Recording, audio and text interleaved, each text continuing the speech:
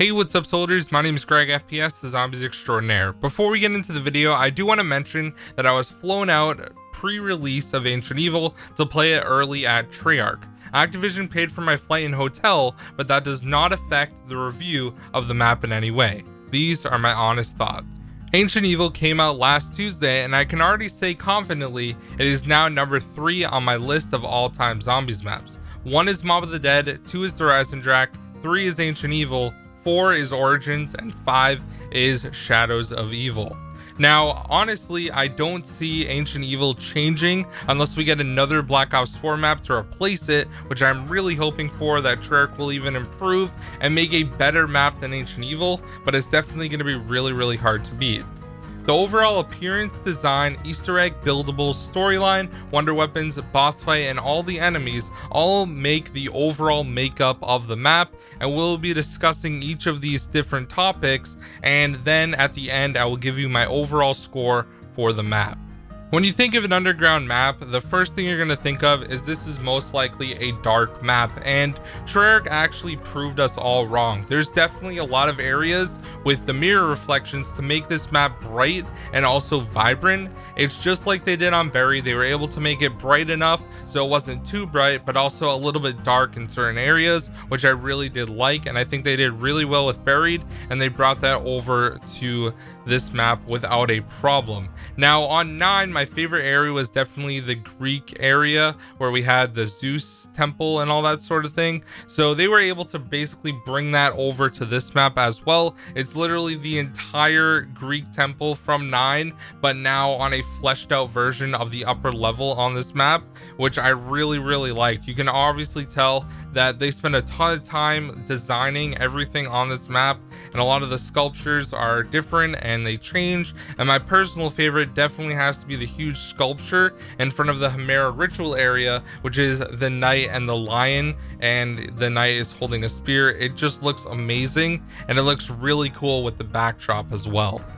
When you're ready to leave the upper level, Pegasus is going to go through the waterfall and bring you to the lower level that I like to call the underworld. Now, this place is really cool, and it's also really dark and has a way more creepier vibe, which I really like about it. Now, in the Python Pass area, there's a lot of crystals, so the red really works well with the dark areas, but also there's like a neon green color that comes up from the venom of the snake, which I think works really well and contrasts well with the dark areas. Now when you get to the middle, it's called the center of the world, and this part is really bright. It's where Pack Punch ends up being, and I really like this area overall because it's pretty open. Now you can get a little trapped by zombies here and there if you're not careful, but I still think the area is big enough and it works great for Pack-a-Punch. And then you also have the cliff ruins on the other side, which eventually will bring you to the forge room, where there's like basically like a light blue coming off the coals, which looks really cool.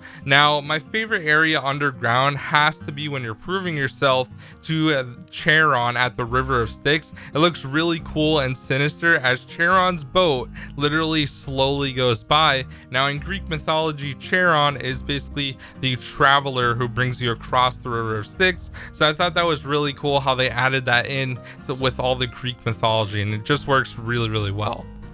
The map design for Ancient Evil is great and flows very well. That lends itself to its circular design and layout of the map. The entire underground area is just one circle, so it flows really well, and the upper area is also a large circle but adds a few more paths. One of the major issues I've had with map design so far in Black Ops 4 is that it always took a long time to get from one part of the map to another. For example, on Dead of the Night, if you were in the cemetery, then had to get to the observatory, it took a while. Regardless, if you use the fast travel, it would still take a while to get there. In Ancient Evil, you can go any direction and be there fast.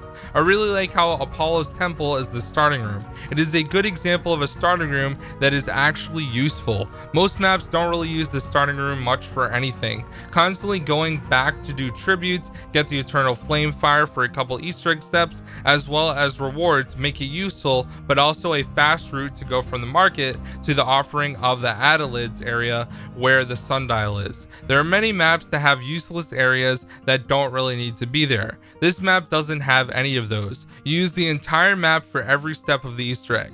Most maps try to do this well, but sometimes fall short. It isn't the biggest map we've had, but I think it is definitely almost perfect in size if you combine both of the levels. The Easter egg on Ancient Evil is designed really well, and I really like the steps of the Easter egg, except for having to do the tributes to get the Eternal Flame. This was the main reason why I didn't like playing Zetsubo no Shima. I'm an Easter egg player, but I don't like having to do mandatory challenges in order to complete the Easter egg. They removed this on Garad Krovian Revelations at the end of Black Ops 3, which I think made the map a lot better. Another huge problem I have with the tributes is that if you end up calling or activating a tribute in the Cliff Ruins area and the under area and then get a challenge that's on the upper part of the map, it's going to take you the better half of 2 minutes to get there, which is the length of the challenge, which makes no sense. I really don't like that. Now there's some other challenges that are just plain annoying, like the one taking damage and then like heal. That one just makes no sense at all. I don't know why they would have a challenge where you literally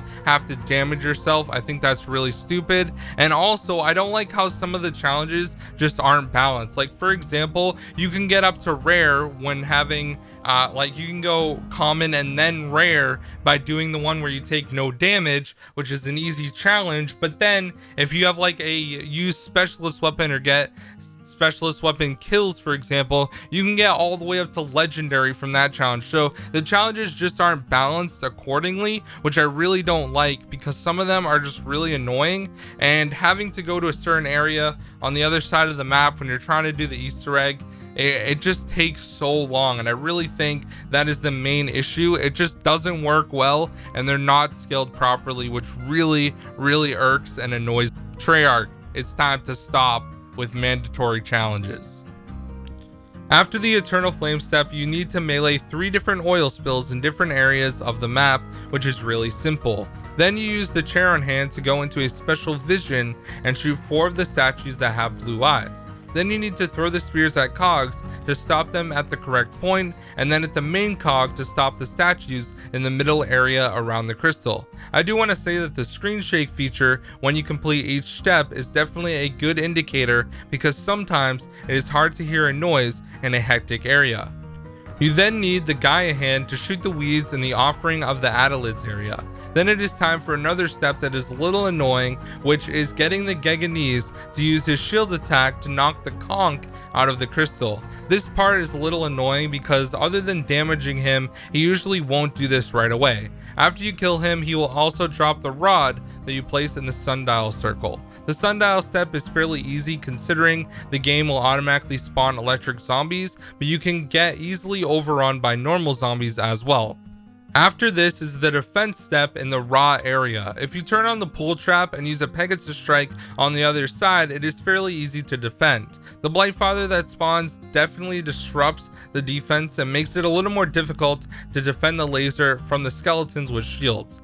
Next is the hit your mark step, which is my personal favorite and one of my favorite steps ever in any Easter eggs that we've ever had for Treyarch Zombies. I just love that if you're playing co-op, you have to work as a team. The music also correlates with this step really well, and it's just really fun and kind of like one of those things that keeps you on your toes the whole time. So it's definitely a lot of fun. Then after you do that, you have to shoot the correct symbols in the underworld area for Poseidon, and there's a cutscene for Shaw and Bruno, which you can completely skip if you're Scarlet or Diego, or both. Then you have to place down the Pegasus strike to bring up the ballista, turn it using the Ornos hand, then use a spear with the Eternal Flame while running through the acid trap in Python Pass to launch the ballista arrow. Then the portal is opened for the Easter egg boss fight.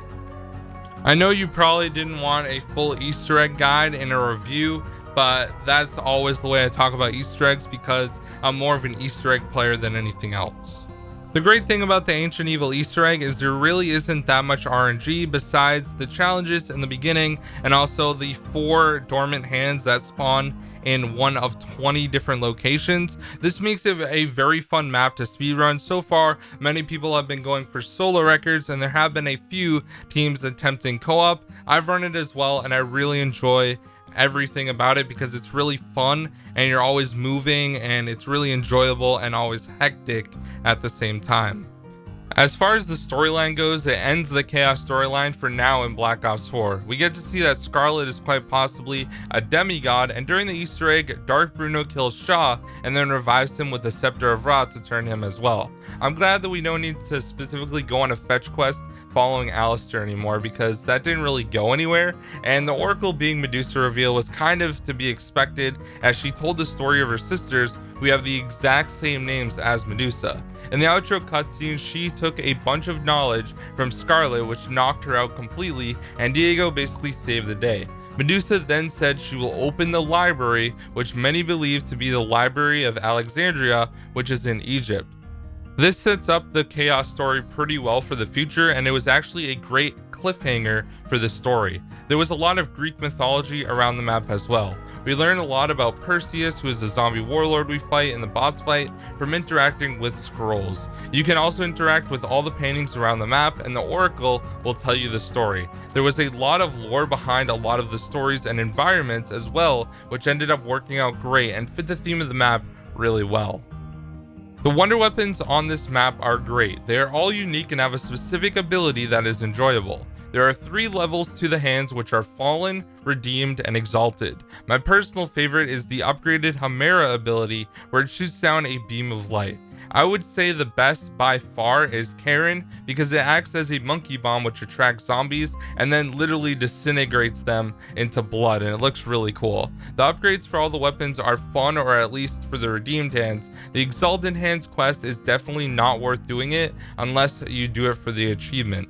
The quests for the redeemed hands are short and sweet. After completing the challenges for each, you need to prove yourself, and you have unlimited ammo to test out the ability of each. This was very good for the initial few games, but using it gets pretty repetitive afterwards. It isn't horrible to redo, but for speedruns, it's an extra 30 seconds that isn't needed. The 4 elemental wonder weapons definitely helped this map a lot with the community and brought it into the upper echelon of maps along with Origins, Eisendrache, and Mob of the Dead for me.